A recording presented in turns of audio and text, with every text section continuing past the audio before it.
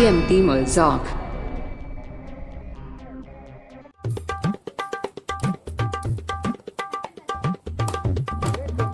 हाँ जी।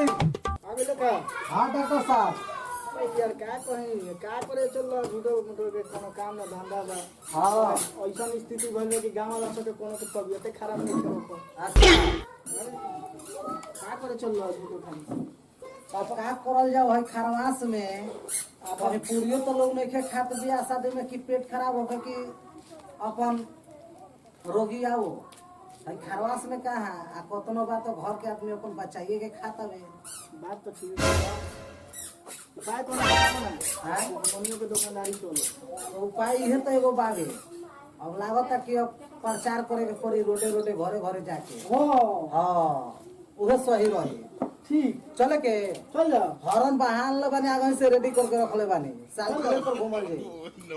चले आज ही वो काम लगवा पड़ेगा हाँ चले जा। डॉक्टर बने में तो बहुत दिन हाँ चले के तो इंजेक्शन ले लेता नहीं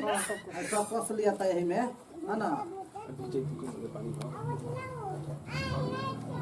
सब यही में धो लिया है ना। हां चले के साइकिल से घूमल जाई। हां हाँ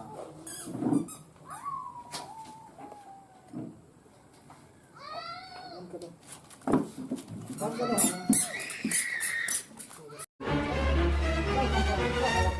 चल देखा जाए गांव में का स्थिति है चलो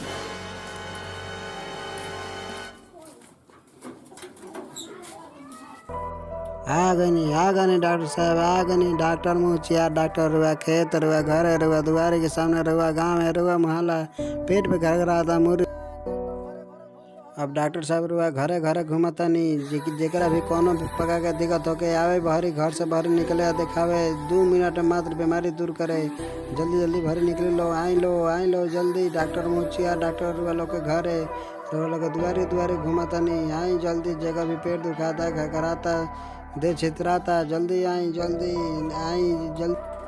बथता घगराता दुखाता के बाजी और चाहे मादा बा केहू यार घर से बाहर निकलो डॉक्टर साहब से इलाज करवाई लो आई जल्दी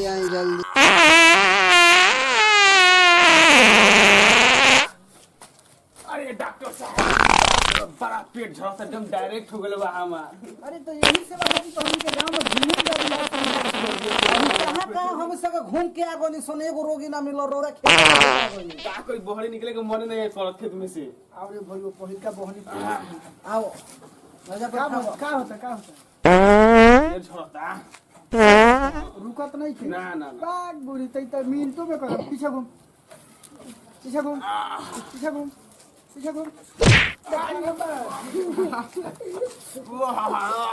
देख आराम भाई आराम हो लो हो गल का दिन ठीक है हां हो गल अब अब आराम पैसा बाटे आराम बाबे एकदम ठीक बाटे आराम बानू गोरा झाड़ जा दोनों गोर झाड़ दोनों हाथ झाड़ एक बार चारों एक बार झाड़ चारों झाड़ हां झाड़ हो गल ठीक बा अब आराम बाटे। अब आराम बाटे पचप गल फीस काउंटर पर पहुंचवा दिए ठीक और रोगी देखे जाते हैं आ रोगी देख लिया तने घूम काट हो जाओ कंपाउंडर गांव भर पूरा घुमनी से एको गो बहनी ना भर और भइबो कइला तो चलते फिरते इलाज हो गल एको गो सुई लगावे ला रोगी ना आइलो सरी। अच्छा चली अब तो शाम होइए गल बा चल क्लिनिक पर बैठल एक आली वही जा क्लिनिक पर बैठल जाई चल चले के 2-4 खुराक दवाइयो बेचाई तो काम हो जाई चले के वही जा बैठल जी आराम से चल बैठल जाबे चले के अब बैठल जा जवन होई तो बने ही होता है चले के घर आवे सामान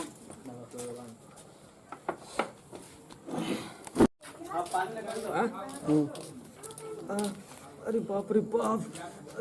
अरे भिजो ठंडा लगता रे दादा अरे बाप अरे बाप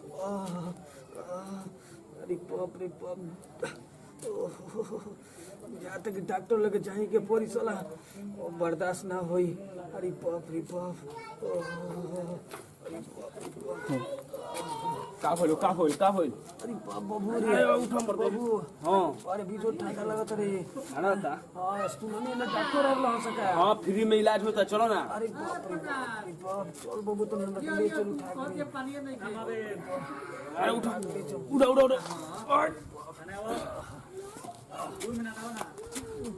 अरे बाप रे बाप आपका दिया अरे बाप रे बाप चलो पोटा उठो डॉक्टर साहब का भाई ए डॉक्टर साहब का भइल बा ज्यादा बड़ा बीजो अरे बाप रे सुतो सो जाओ यहाँ पे पैर ऊपर कर लो क्या भइल बा यार यार बुखार हो गई भाई यार बड़ा बीजो अरे बाप रे बाप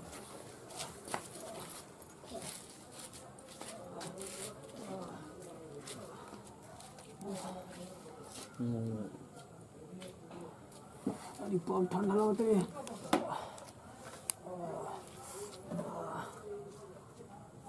सांस लो तो थोड़ा सांस लो तो नहीं जिया तो अभी मुँह नहीं है कंपाउंडर एगो बैग में से सुई निकाल के मार दो चूतर पर चल पीछे पड़ो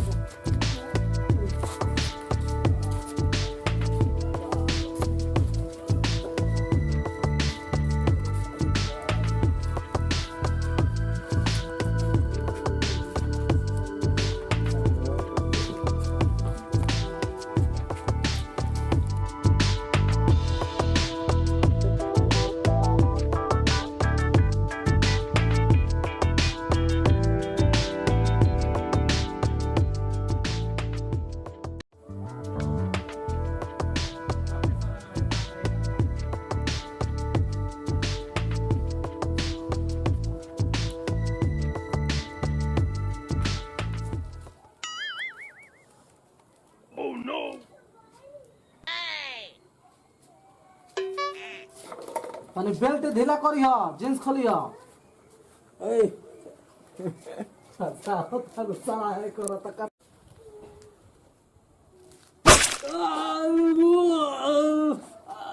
का भइल हैं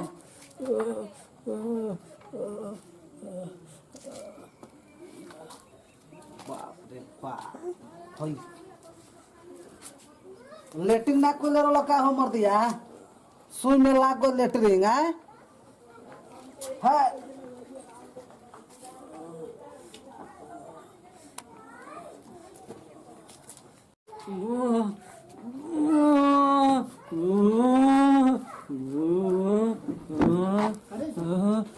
अरे पैसा सुन दिया रे कि वो है तुम बोलो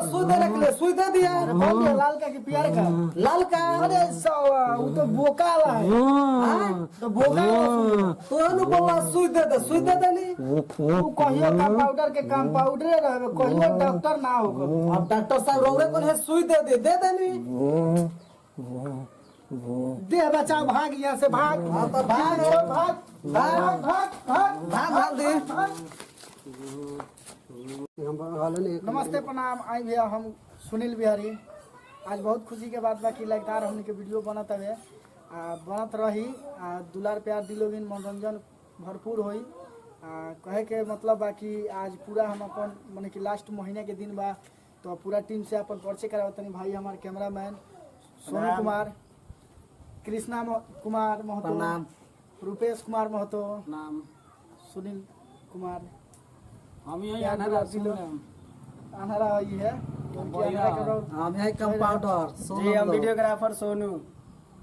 चलिए ठीक बा तो फिर से एक बार कहे के बा कि गीता पढ़ी चाहे कुरान चाहे पढ़ी नमाज एक बार प्यार से बोली जय भोजपुरिया समाज जय